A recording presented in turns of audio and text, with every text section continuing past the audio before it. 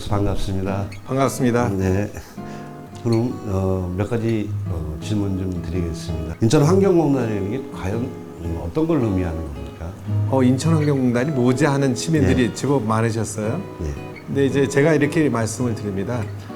인천의 환경의 마지막 부분을 다 책임지는 그런 역할이 인천환경공단이다. 굉장히 중요한.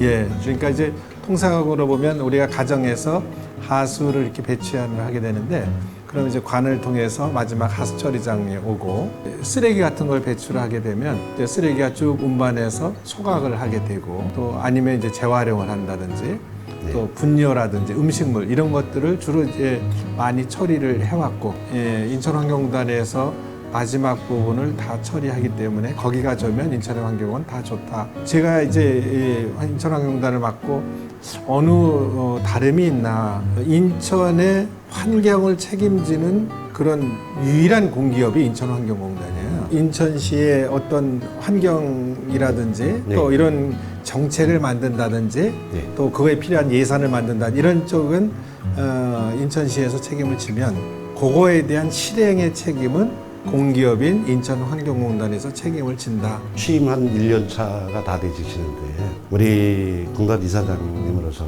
어떤 업적이 있다고 생각하십니까? 뭐 정확하게는 한 9개월째 이렇게 예. 돼 가는 거고요. 처음에 왔을 때의 이제 느낌은 아까 제가 말씀드렸던 것처럼 인천의 환경을 책임지는 어떤 실행 총괄 기관인데, 그것보다는 이제 처음 만들어질 때 인천시의 산하 기관으로서 위임받은 내용에 대한 그런 관리, 이런 거에 대한 생각을 많이 갖고 있었어요. 그런 것보다는 실행을 책임지기 위해서는 당연히 배출되는 게 어떤지, 또 운반되는 게 어떤지, 또 현재 우리나라의 환경 문제뿐만 아니라 앞으로의 세계적인 환경의 변화 또는 기후 변화, 이런 것들을 충분히 알아야 되는데, 그런 관점 하에 우리가 하는 이제 시설도 바꾸고 또 방향도 설정을 해서 소극적에서 좀 적극적으로 좀 바꿔나가는 그런 모습으로 좀 바뀐 것 같고요. 예. 이제 아직도 뭐 조금 더 바꿔야 될 부분이 있긴 있습니다만, 두 번째로는 그 인천에 이제 유정보 시장님이 우리 이렇게 글로벌 도시다, 글로벌 모든 기관들이 와 있고, 그게 좀 더 나가서 시민들의 삶의 기본에는 환경이 있어야 한다. 그렇죠. 초일류 도시에 맞게끔 바꿔 가야 되는데, 과거에 하던 일과 추가로 해야 될 많은 일들이 있어요. 예. 탄소 중립은 우리가 어떻게 선도를 해 나갈지, 네. 그야말로 하수도나 이런 것들이 일체화돼서 운영을, 또는 스마트화는 어떻게 해 나갈지, 이런 부분에 대한 그 아이템들을 우리가 이제 계획을 가지고 있는 게 좀 바뀌어 있는 것 같고, 인천시에 이제 인구들이 많은 데에서 아무래도 폐기물이라든지 하수라든지 이렇게 발생이 많이 돼서 좀 큰 시설들이 운영되고 있는데, 네. 제가 보기에는 사람들이 이제 꼭 도시에 사는 사람뿐만 아니라 섬이라든지 산골이라든지 원도심 이런 데 사는 분들도 똑같은 그 환경의 혜택을 좀 누려야 되기 때문에, 그 환경에 대한 어떤 기술 개선 또는 기술 지원, 이런 것들을 충분히 해나가서 그분들이 환경에 대해서 알기도 하고, 네. 또 필요하게 조치도 해나갈 수 있도록 이렇게 좀 해나가자가 하고 있고, 미래지향적으로 바뀌어나가는 그런 기간이 아니었나. 그다음에 네. 우리 이제 인천광역시의 예.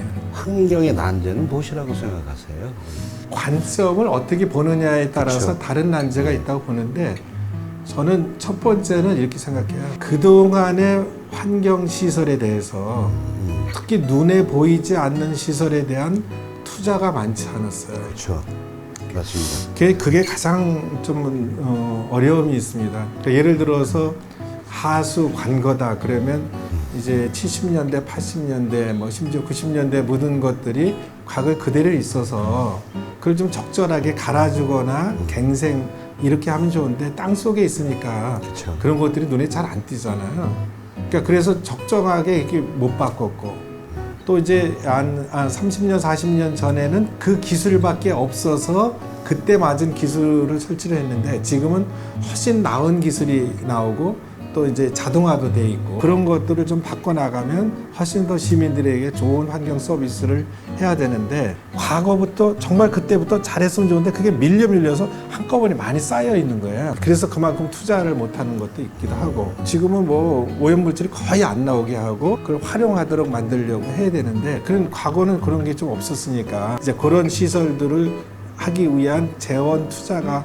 좀 획기적으로 늘어나야 되는데 그런 부분이 없는 게 이제 가장 어려움이 좀 하나 있기도 하고 또 다른 어려움이 있다면 신뢰에 대한 문제. 왜냐하면 이제 관이라는 게 또는 우리 공기업이라는 게 따지고 보면 시민들이 해결할 부분들을 대신 해결해 주는 게 많거든요. 그래서 제가 직원들한테 얘기할 때는 우리 공기업에 종사하는 사람들은 어떤 권한이 있는 게 아니라 시민들이 뭘 원하는지 그걸 받고 또 그대로 만들어줄 책임과 의무가 있다 이런 얘기를 제가 많이 하고 있거든요. 그러기 위해서는 우리가 가지고 있는 내용들을 또 충분히 믿어줘야 되거든요. 관에서 좀 잘못한 것도 있겠고 또 시민들이 왜곡되게 알고 있는 게 상당히 많아요. 이런 부분들이 반드시 바뀌어져서 인천환경단에서 나온 자료는 정말 믿을 수 있구나. 여기서 이렇게 가자 그러면 가겠구나. 이렇게 신뢰가 좀 쌓인다면 앞으로 훨씬 더 행정을 하기도 쉽고 또 시설도 오히려 시간이라든지 또 재정 이런 걸 낭비하지 않고도 원하는 데 이렇게 많이 바꿔갈 것 같아서 어쨌든 서울, 경기, 인천 같이 있는 메리츠 문제도 우리 시민들이 지혜를 모아갈 그런 부분이 아닌가. 하여튼 중요한 말씀하셨습니다. 네네. 이게 사실 관과 네. 시민과 신뢰와 믿음이 없으면 안 된다는 걸 누구보다도 주장하시니까 네. 저도 그거에 대해서는 굉장히 공감대가 갑니다. 우리 전국에 환경평가를 나타내면 인천의 순위가 어느 정도라고 생각하세요? 과거부터 이렇게 바꿔야 될 부분들을 많이 안 바꾼 게 있어서 뛰어나다고 말씀드리기는 좀 어려운 것 같아요. 이제 그렇게 생각하게 된 계기를 좀 살펴보면 인천환경단에서 이제 운영하고 있는 하수처리장이 승기 하수처리장, 뭐 가자 하수처리장 이런 것도 있는데 바로 옆에 있는 부천시에서 운영하는 굴포 하수처리장이 있습니다. 네.